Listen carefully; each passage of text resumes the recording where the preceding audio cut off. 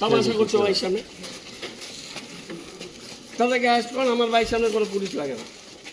জান, আমি সিপিকে বলেছি এই গণ্ডগোল কালকে সোশ্যাল আছে, যারা স্টেজে উঠে মারপিট করেছে আপনারা দেখুন, আপনারা পুলিশ ছিল, যারা স্টেজে উঠে মারপিট করেছে তাদের নিয়ে যান, যা করা করুন। ছিল পুলিশদের দেখা উচিত ছিল না ওখানটা। স্টেজের উপরে উঠবে কেন? কালকে একটা সোশ্যালের সেকেন্ড ডে আছে। এটা আমার বাড়ি, হ্যাঁ,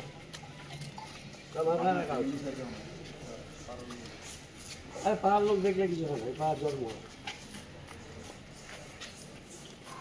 শিলিগুড়ি কলেজে সোশ্যাল চলাকালীন তৃণমূল ছাত্র পরিষদের দুই গোষ্ঠীর মধ্যে প্রবল হাতাহাতির ঘটনা ঘটে। গোষ্ঠীদ্বন্দ্বের জেরে কলেজ চত্বরে ছড়িয়ে পড়ে উত্তেজনা।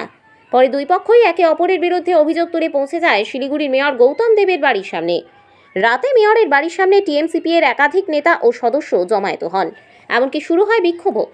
আচমকা বাড়ির সামনে এত ভিড় দেখে ক্ষুব্ধ হন মেয়র গৌতম দেব। ঘটনায় শাসক দলের অন্দরের অশান্তি আরও একবার প্রকাশ্যে আসে। বর্তমানে পরিস্থিতি নিয়ন্ত্রণে আনতে স্থানীয় প্রশাসন সতর্ক রয়েছে।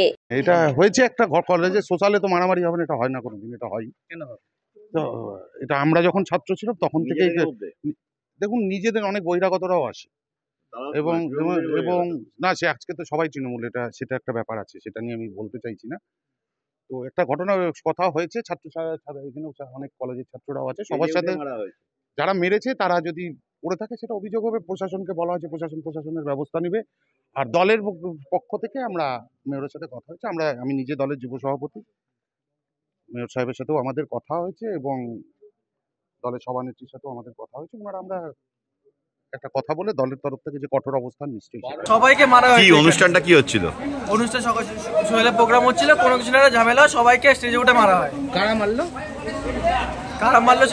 কয়েকটা দাদা এসেছিল, কয়েকটা দাদা এসে মেরেছিল। ওরাও কি তৃণমূল করে? তৃণমূল করে, হ্যাঁ করে।